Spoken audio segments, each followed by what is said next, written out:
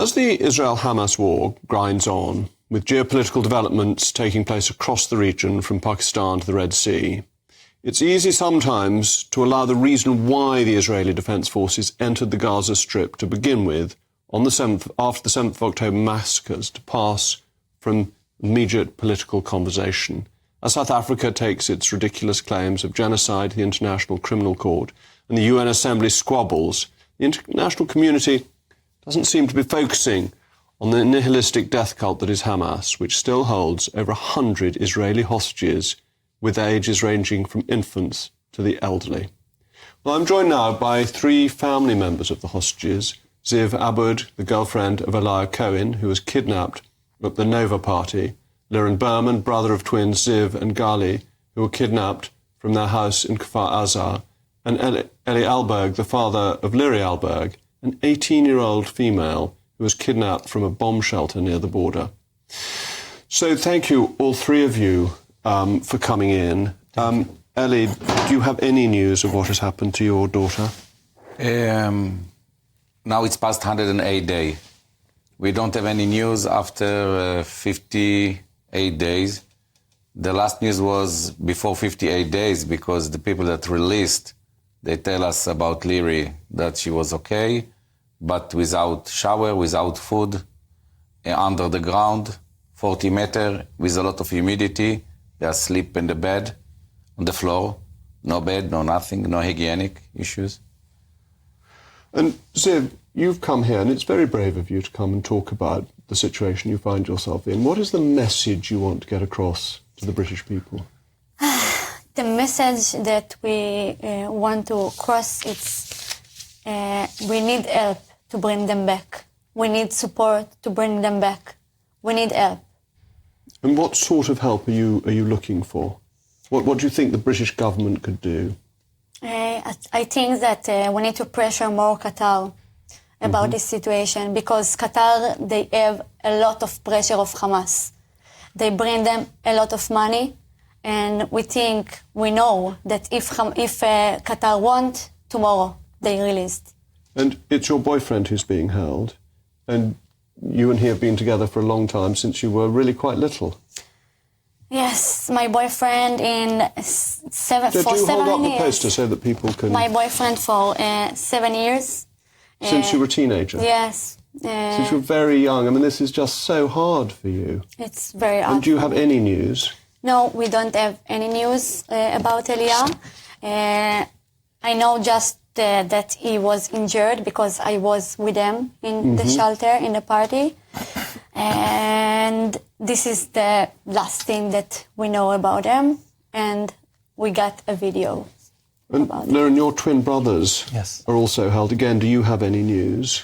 We found out from the released hostages that they saw them separately. They are not together.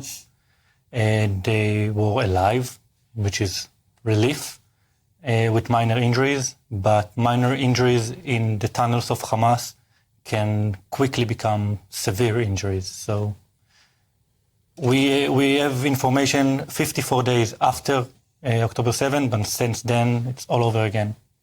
And you also want the British government to put pressure on Qatar, because Qatar is a very close ally of the UK. I was a government minister during part of the energy crisis, and Qatar is a major supplier of energy to us, major investor in the UK, one of our firmest allies in the Middle East. What sort of pressure do you think we can apply, and what should we be saying to the Qatar government? We are asking that the Qatar now they are playing on both sides of the field. If I'm taking football analogy, they are playing on both sides of the field. On one hand, they are hosting the leadership of Qatar, the senior leadership, Mashal and Ania. And on the other hand, they are investing a lot in properties, football teams, and they have more properties in the UK than the royal family. So they need to choose. They are either with the Western civilization or with a terrorist organization. And we are begging the United Kingdom to make Qatar choose a side. Because, like Ziv said, if they choose to be with Western civilization and pressure Hamas to release the hostages, tomorrow we will hug our loved ones.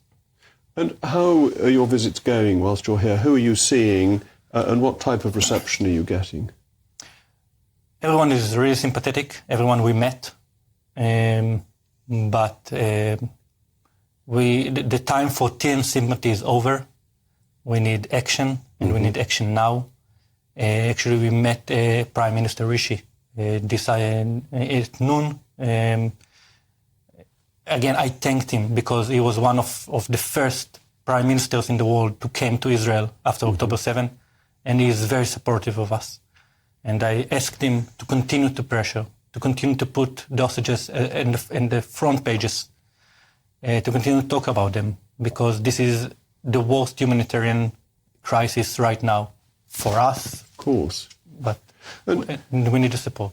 And Ellie, I mean, it must be a worry that initially this was on the front page of every newspaper every day, and now it isn't. Are you finding that your being here is getting it back to people's attention to put the pressure back on for things to happen? Unfortunately, this is our job in this time, to go to the media, to go to the prime ministers, to go to everybody that you can do, to knock the doors, to tell that they have another 136 hostage in the hand of the Hamas, and we want them back.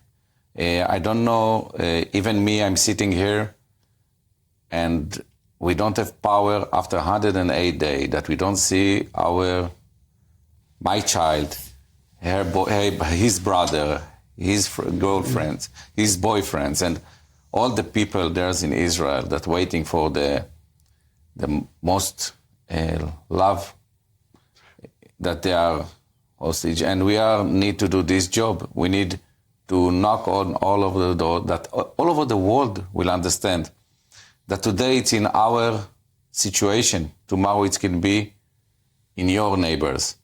And the fanatic Islam, they don't care if you are Christian or even if you are Muslim or Jewish. The fanatic Islam, they want that you will be radical Islam. And if you are not radical Islam, they kill you. Well, thank you to Ziv, Liran and Ellie. I think this is so important that we remember this and we put pressure on where we can to help these hostages and to help the families of the hostages, who I just think have been so wonderfully brave in coming on this programme this evening.